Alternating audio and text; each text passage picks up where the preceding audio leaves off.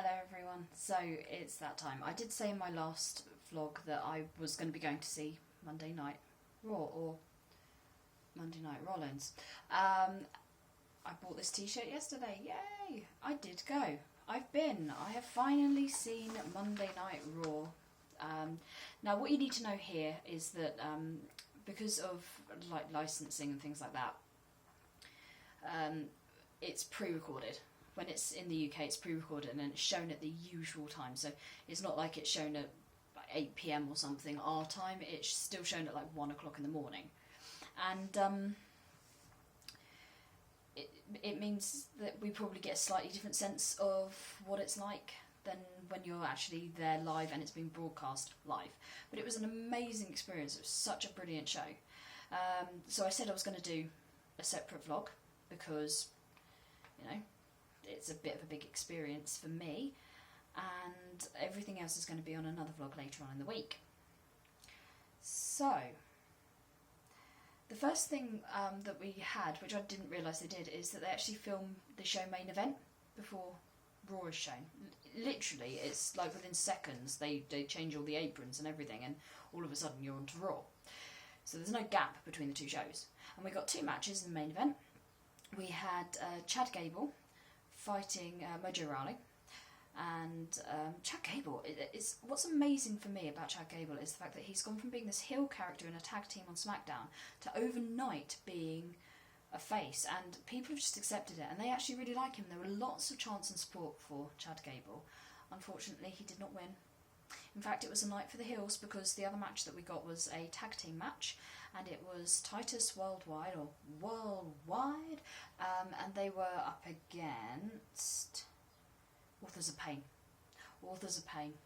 And it was absolutely brilliant. Authors of Pain got the win, I think because they're fairly new as well, and because of how Titus Worldwide seemed to take the falls all the time for other teams.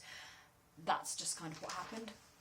But it was an absolutely brilliant match, and people are so supportive of Titus O'Neil now, and it's really funny that people maybe didn't care too much about him until he fell over at the Greatest Royal Rumble. Then all of a sudden he's like the best thing ever, and everybody is like a huge fan of Titus O'Neil now. So that was main event, and then we got on to the main event. Raw opened with a promo by Roman Reigns, who is really angry at Jinder Mahal for scuppering his chances at Money in the Bank.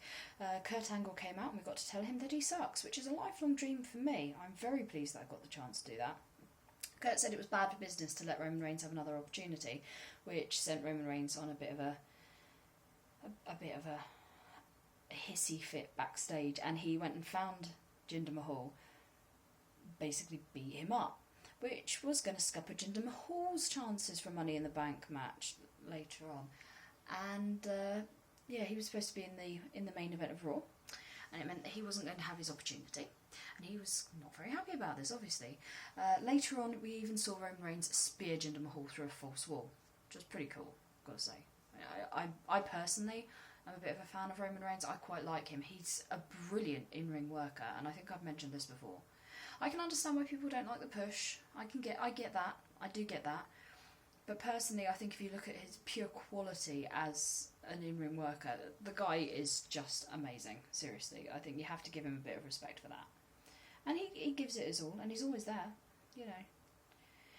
So that was that, and Kurt Angle was going to have to find someone to replace Jinder Mahal. More on which in a bit.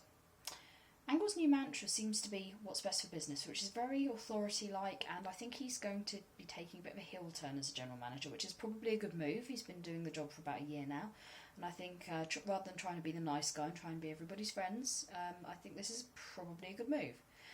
Especially with the news that Jason Jordan is probably cleared and will probably be back very, very soon. I think it'd be very good to have Kurt Angle as a bit of a heel character as well, because Jason Jordan was having a heel turn just before he picked up his injury. Match of the night for me has got to be Seth Rollins versus Kevin Owens for the IC title. It was absolutely brilliant. Seth Rollins just commands the crowd like you wouldn't believe, and his repertoire is just fantastic. There's always something new. Every week there's a moment where you go, what did he just do? Because you've never seen him do that thing before. And this was no exception. It really is Monday Night Rollins. He has made that show his own. He's made that title his own. The fact that he's a fighting champion, he goes out there every week without fail, and takes on any challenger is an absolutely brilliant move by WWE, and I have the utmost respect for what he does in the ring. This is why he's my favourite wrestler. He absolutely works it every single week. Seth Rollins did retain. The crowd absolutely popped when he did. When he did the stomp, oh my god, the noise was incredible. I was right up in the gods, and it was just the most amazing experience to hear all of the chants and everything. Kevin Owens was not happy and demanded a rematch of Kurt Angle, but Kurt Angle is not what's best for business. So, that didn't end up happening. We then had a 6-women tag match as well. Natalya got the pin in that one. It was against Riot Squad. It was a bit of a replay of what I saw in Bournemouth last week, only with a slightly different outcome. In that one, Sasha Banks got the pin, but this time around it was Natalya. It was very, very good. I think Ember Moon is a little bit underutilised at the moment. She's come up from NXT, and the things I have seen her do on NXT and NXT TakeOver, I know what she's capable of, and I'm really hoping she's going to be getting a push. I'm hoping Money in the Bank will do that for her. Maybe they're just trying to hold her back for that. We'll see, but I'd like to see her do more. Bayley suffered at the hands of Bliss and Mickie James in a triple threat match for a Money in the Bank opportunity. Bliss ended up picking up the win.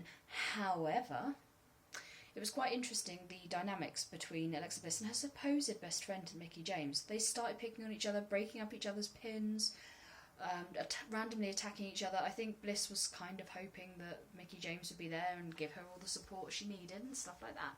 That didn't end up happening. So yeah, that was quite an interesting dynamic in that match, which I really thoroughly enjoyed. And I think that's another way that's going to go. I mean, clearly Alexa Bliss uses people. That's the storyline. That's the route they're going to be going down. We had Strowman and Balor, who've already qualified for the Money in the Bank. They did that last week. And they were in a tag team match against Dolph Ziggler and Drew McIntyre.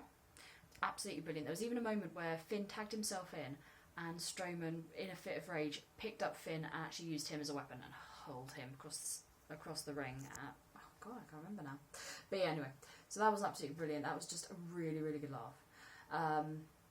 It ended with the Greatest Royal Rumble trophy taking a bit of a tumble at the hands of Braun Strowman attacking Drew McIntyre. It's two very big men in a very enclosed space. It was absolutely brilliant. But Dolph Ziggler was the one that actually picked up the win, which was interesting considering how popular Finn Balor and Braun Strowman were. It was an interesting moment. But he just kind of stole the win. No opportunity, distractions, things like that.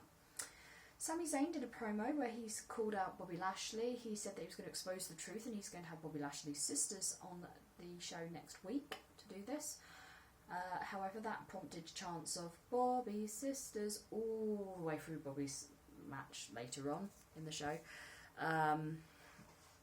So yeah, that was just really, really funny. Sami Zayn, absolutely brilliant on the mic, absolutely fantastic heel. When everyone was chanting his theme song at the beginning, he's like, oh, that's enough of that, shut up, I'm talking now. He's brilliant. Sami Zayn, brilliant in the ring, brilliant on the mic, absolutely fantastic all round. Got to say the chant of the night, though, it's kind of a toss-up between to the tune of Football's Coming Home, Corbyn's Going Bold. That will happen when you come to the UK. Sorry, Baron. And also, Oh, Walk with Elias. Just all you could hear throughout the entire match. It was absolutely brilliant because the match started with Elias in the ring as usual, but he never got a chance to sing his song. We were all very, very disappointed. We wanted to be insulted by Elias. That's what we paid money for. Anyway, Kevin Owens was the replacement in the end for Jinder Mahal, which was really interesting. He actually did so well, considering he had a match earlier on in the night against Seth Rollins. He did so well in that match, and he was the one that actually picked up the win, so he's going to Money in the Bank. Now, he only picked up the win because Sami Zayn ran in at the last moment and kind of rescued him. Once Raw went dark, we got a 6-man tag, which was brilliant. It was Roman Reigns, Seth Rollins and Bobby Lashley up against Kevin Owens, Sami Zayn and Elias. And it was so good. Thoroughly enjoyable. So my arm's aching, so I'm going to rest it on something. That's better. Maybe I should have done this in the first place. So anyway, absolutely brilliant dark match, and the face team won, of course, but They all managed to get their finishes in, which was absolutely brilliant. So Bobby Lashley, that thing where he holds Sami Zayn up vertically. Seth Rollins got his stomp in on Elias, I think it was. And I think Roman Reigns speared Kevin Owens. Might have got that the wrong way around. I was just kind of like, in the moment, so not really taking in who they were doing what to, but they got their finishes in. Roman Reigns picked up the pin, and that was that. However, this is another reason why Seth Rollins really is the face of WWE right now. He could tell that the crowd was so behind Elias and so wanted Elias to sing a song. And at the very end, he said, right, that's it, you know, if that's what you want, that's what you're going to get. I think Elias should sing. And Elias was like, what? You put me on the spot. Clearly haven't prepared for this because this wasn't supposed to happen. And he said, no, let the man sing. And he handed a microphone over and he handed him his guitar. He walked off with his IC title with Roman Reigns and Bobby Lashley. And JoJo, ring announcer, comes out and holds the microphone for Elias. And Elias did an impromptu song, totally insulting London, and everybody just blew up. Honestly, the reaction from the crowd was just intense. It was incredible. Just everybody went mad.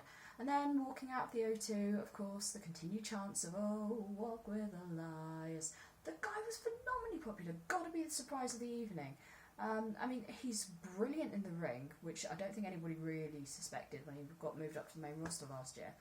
And he's just so popular. Because he's not detestable in any way. And the British sense of humour is we're very self-deprecating. So we totally latch on to Elias and we really understand what he's about and we just love him. We love Elias. We love Elias. There you go. Rollins is my favourite wrestler at the moment and possibly of all time. I'm going to go there. But I've got to say, a lot of love and respect for Elias. Who doesn't?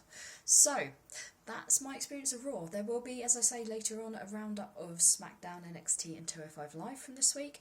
But this is what I wanted to do because Raw this week was something I actually participated in. I had an amazing time and I would definitely do it again. Bye bye.